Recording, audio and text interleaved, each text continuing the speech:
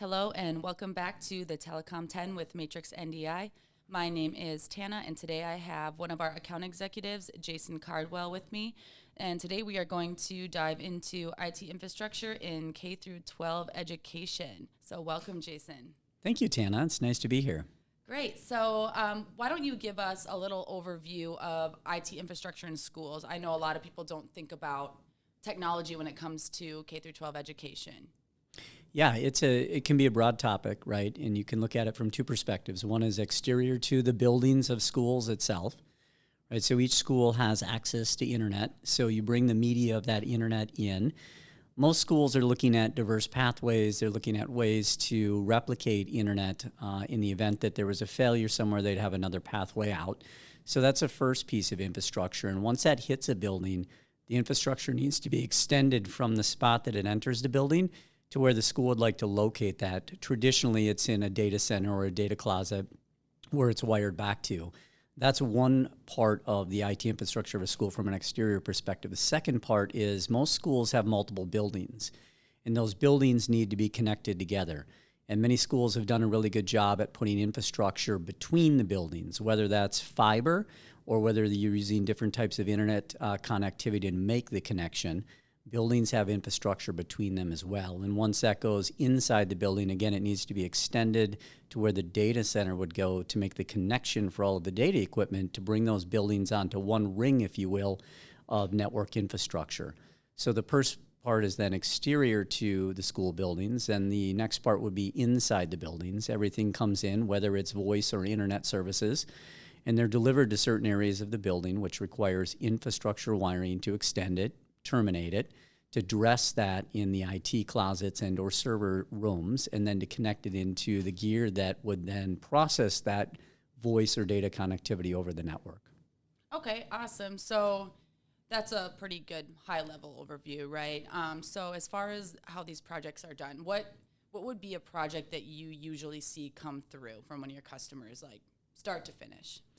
Yeah, start to finish would be exterior to the building, right? They want to order up the internet. We'll work with them. We have access to all the carrier partners, so we can work with schools and help, solicit what options exist to the addresses that they're looking to bring service into. What are the speeds they're looking to get to? Are they looking for diverse pathways? What's sort of the criteria about what they're trying to achieve, and then we can go out and solicit those bids for them on their behalf, sit down, educate them on what will meet based on their criteria, the best possible solution at the right price point. We can help them then contract that, get that into place. Then we work with the internet provider to coordinate timeframes, because once it's delivered, then we need to extend it for the schools beyond its entry point. Most carriers won't do that. Some will if you ask them specifically, but many won't, and so they still require a third-party company to extend the internet circuit to wherever the school would like it in the building, and we're versed at being able to do that for our schools as well. So that's the first piece of the infrastructure side. In addition to that, then, if you look at projects, once the internet's in place, then within the school, if a school's looking to, let's say, upgrade their access points, right, they may need new data cable. If they're buying an internet connection that's 10 gig and they've been at 1 gig or less, they might not have the infrastructure wiring to process those higher bandwidth speeds. So now we're taking a look at the network holistically and saying, okay, if we're adding higher bandwidth, is there a bottleneck somewhere inside of the business? Is it a cable? Is it a data switch? Is it a router? Could even be the firewall. What needs to be adjusted to support the higher bandwidth to make sure that everyone who's going to utilize it gets to take advantage of it? So that actually leads really well into kind of my next question surrounding this. The past few years, there's been a lot of changes, obviously, with, people working from home, children being, schooled from home over Zoom and things like that.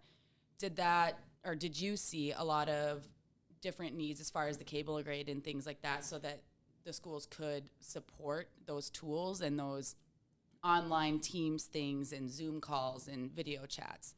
Yeah, that's a fantastic question. High level, the answer is absolutely yes. In fact, we have been out doing some site surveys for schools since everyone came back into the school. And what they were experiencing is when everyone moved off-site, to the best of their abilities, right? Teachers, the faculty, the staff would work with applications now in the cloud and get things set up so they can continue to teach students. and do the lessons that are needed to help educate those children. And so when they came back into the school, if the schools themselves hadn't already factored in an increase in internet usage and or infrastructure, because now everything's in the cloud, and although they're back in the building, they're still going to be going out to the cloud now because they've built those lessons plans. Students are used to them. They've figured it out. So we've been out doing some site surveys because there's been some degradation in internet usage, access points that are being utilized much higher throughput needs. And that's caused issues for tablets dropping and other devices where the teachers can't fulfill an actual lesson in the classroom because somewhere along the line the internet's failing. And so it's coming to understand, okay, what are the pieces of that pathway that the internet travels? Where is a potential bottleneck, and what now needs to be addressed by the school that previously did not need to because this didn't exist prior to COVID? Right, that makes sense. So kind of going off of that, that is a barrier, obviously, for a lot of schools to deal with when they didn't have to think about that before. As far as planning, gaining approval, funding, things like that, do you see a lot of barriers for schools and decision makers when it comes to looking to gain funding for an IT project? Because a lot of people are thinking more about, you think about textbooks, you think about desks, you think about, buses and things like that, but I think technology largely in schools is seen as kind of a secondhand thought, even though it's really important. Do you see a lot of customers struggling with approval for funding and things like that? Yeah, I have. I can only address it from my perspective in the industry, my own experience. But schools have different means to take a look at funding. Some can go out for referendum. Some will take a look and say, what are the needs we have within our school? Let's take a look at the community. Could we go out for referendum? Could we ask for the money a different way? And could we get approval, and what would that look like? In the case of schools, E-rate is a big process that schools go through. So working with USAC and the Universal Service Administration Company, based on free and reduced lunch, they could look at that as a potential funding path. The challenge we've experienced with schools as our industry has shifted and most rapidly in the last couple of years to the cloud and cloud-based applications. Traditionally, schools have looked for funding and procured technology solutions more on a capital purchase and not necessarily an operational purchase.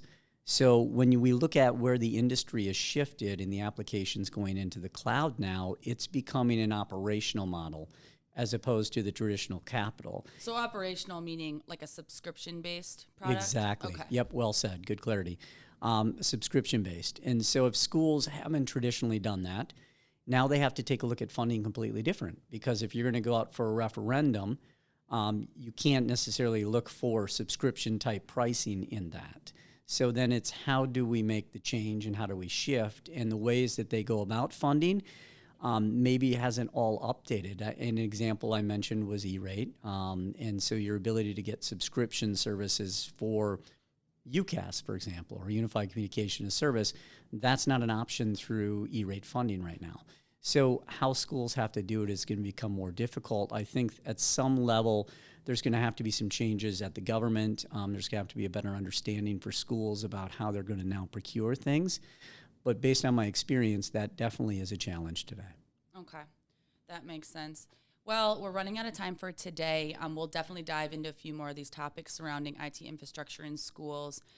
Thank you so much for joining us today, Jason. Yeah, you're welcome, Tiana. I appreciate being here. Thank you. And thank you guys for tuning into this episode of the Telecom 10 with Matrix-NDI. Again, my name is Tana, and if you would like to learn more about Matrix-NDI, you can find our website at www.matrix-ndi.com, or you can find us on Facebook, Instagram, and Twitter with the handle at Matrix_NDI. Thanks again.